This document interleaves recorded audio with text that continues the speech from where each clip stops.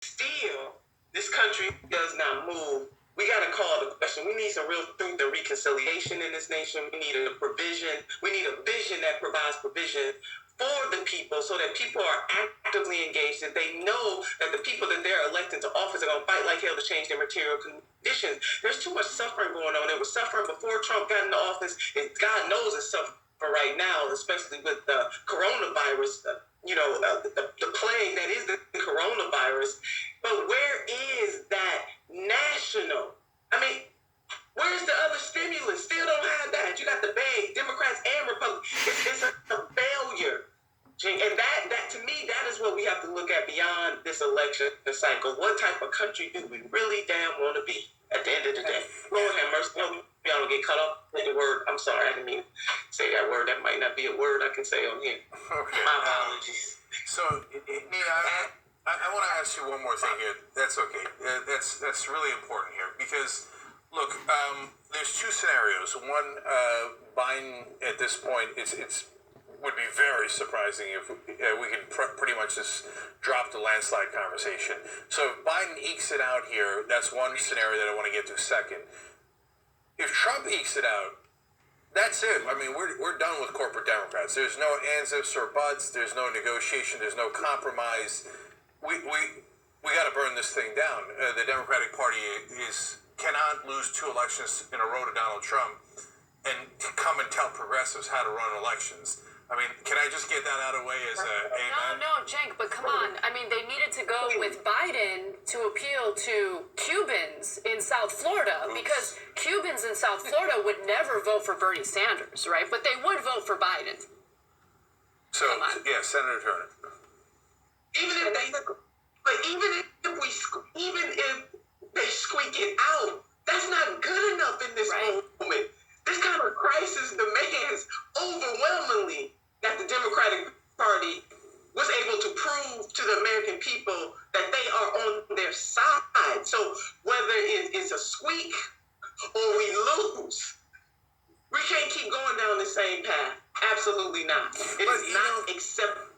So, Nina, look, I keep coming back to the same thing because it is indisputably true. Isn't our top opponents the mainstream media? Because they keep telling everybody, no, corporate Democrats are geniuses. They got this thing figured out. Hillary Clinton's going to win by 1,000 points.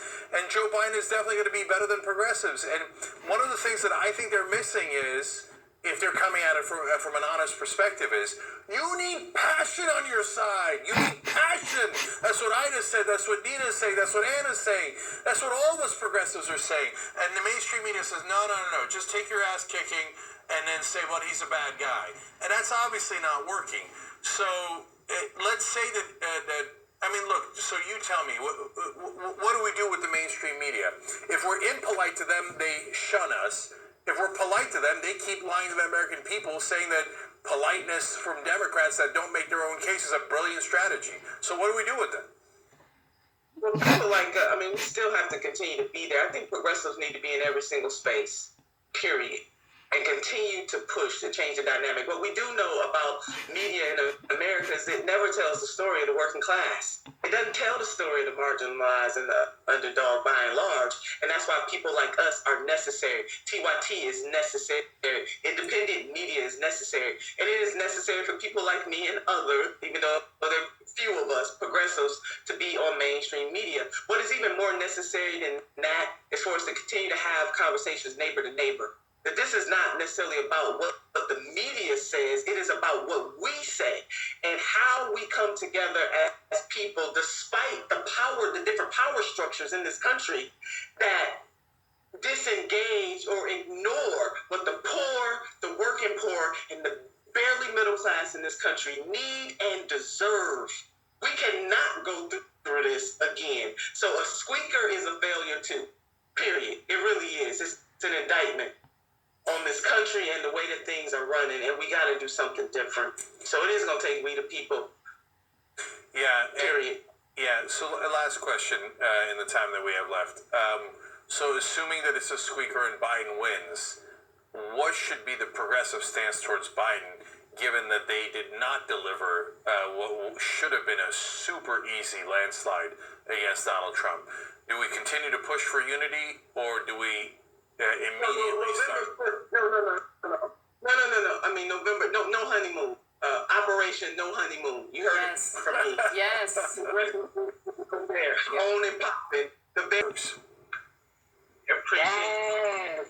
Much love. Yep.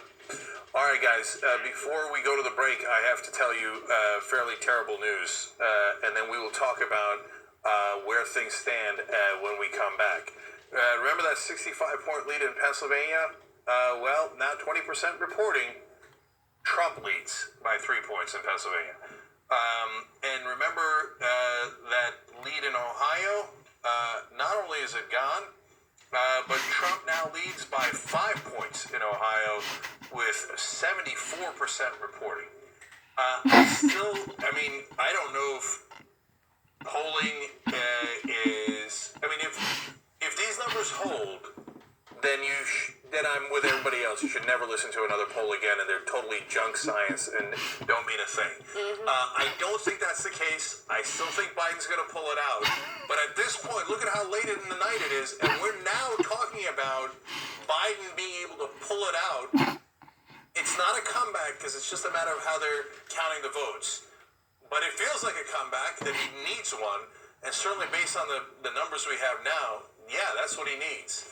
And so, boy, this is not where, certainly not where I expected to be at this point in the night. And so, I still think he's the favorite, but now it's by a tiny amount. So, come back. We'll give you all the details and all the updates. We'll be right here.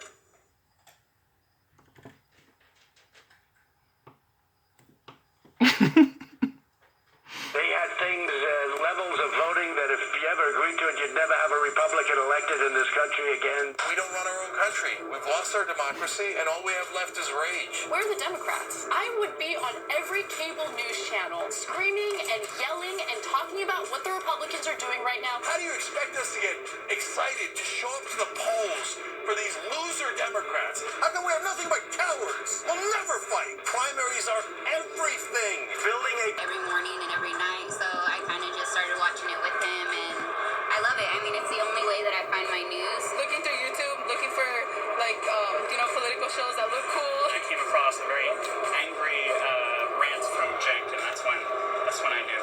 So I was immediately in love with the show. And then I haven't missed a live show since then. 10 times a day, I watched the show in the morning. Whenever I had a bad day in high school, Young Turks. Man, Cenk is just so blunt and honest, and I love the honesty, and there's no BS behind the news, and they just tell everything like it is. There's nobody censoring. There's nobody there to say you can't do this, you can't say that. The feel of authenticity makes it seem like what they're saying is true. I feel like I get the real story from the Young Turks. I am TYT. Ohio's in the same place we left it before the break. 5 points up for Trump with 3/4 of the vote. In North Carolina, Biden still holds a 0.6 lead with 84% reporting. But again, New York Times says no. Trump's going to win that 95% chance. They still have Georgia at 83% chance for Trump. So given how the rest of this night has gone, Georgia, I can't imagine why Georgia would be less certain for Trump than North Carolina. I guess anything is possible, but it's pretty much considered Georgia gone. I'm going to do the math for you guys on the Electoral College. But remember, Trump has to win all these states that he is winning. Then he has to win Pennsylvania. So it looks like, for the moment being, the 3 biggest states left that are relevant, if we think Trump has won Florida, North Carolina, and Georgia, are Ohio, Pennsylvania, and Arizona. So those are the 3 biggies on the board. There's still one district in Maine and 1 district in Nebraska that's relevant. We're going to have Kara Eastman on from that district a little bit later. And it's amazing that we're at this point. And so it looks like the establishment Democrats, even in having an election this close, have blown it again. So we got to get right back on that warpath. And look, I'll break it down for you guys later as to why it's a damned if you do, damned if you don't about the warpath. That political dynamic is so important, and unfortunately, it's been a thing we cannot solve. If you go on a warpath, the rest of the media says, that's it, you're all blacked out. I'm never going to put any of you on because you're not civil. If you don't go on the warpath, these losers keep bungling it to fascists like Donald Trump. Yep. So you're damned if you do, damned if you don't. Who's at fault? The mainstream media is at fault. And also the Democratic Party, Cenk. The Democratic Party cheerleads the corporate Democrats. They pretend like they'd be the most effective. Look, what Biden has done in this election is very similar to what we've seen in other failed congressional races for Democrats. He decided to run as Republican light, right? And the reason why he did that is because you got to look at who is assisting him materially with his campaign. And so you have this infusion of never Trump Republicans, tiny, minuscule percentage of the country, right? Negligible amount of voters. And they're pumping money into his campaign. You got the ads from the Lincoln Project. So who is Biden going to listen to? Is he going to listen to the donors, the people who are helping him material? Unconscionable. Ida, I'm going to go to you on three separate super important things. But first, I got to tell the audience, look, guys, this is all we have, okay? You think ABC right now or CNN is talking about unconscionable Democratic weakness? That they never punched Trump in the face? Oh, I'm going to bring John Kasich in, and I'm going to bring Republicans in, and we're going to play patty cakes. It's so easy. It's so easy. Here's what you could have done. Hey, we're the worst in cases, worst in deaths. First to worst, first to worst. Donald Trump brought us from first to worst, first to worst, first to worst, first to worst. And then that would force Donald Trump to say, no, per capita, we're actually ninth worst out of over 200 countries. That's how you win a debate. By going for the jugular. Not going, oh, golly, gee, this guy, he's running over me. No, you run over him. But if you do that, you will be banned, definitely from NPR, definitely from the New York Times, and almost certainly from CNN, and definitely from MSNBC. So, look, I'm saying this, as you know, I'm getting worked up, right? So, but look, guys, we do have each other, and online, we're larger than all those guys. Okay? And soon, I hope, with your help, we'll be larger than all of them, no matter what, online or TV. So right now, we're handing them their ass on Facebook and other social media. They're going with their soft-ass BS, like, oh, we're going to come in here and be super soft and read like robots. We're coming in on fire because, for God's sake, we want to win. And we want to bring help to the American people. So if you can't step up and help, on YouTube, you just hit the join button below. Everything matters. Everything it makes a difference. If you're watching anywhere else, tyt.com/join. And yes, help us in the fundraising, tyt.com/go, because every dollar we have is strength and power to progressives.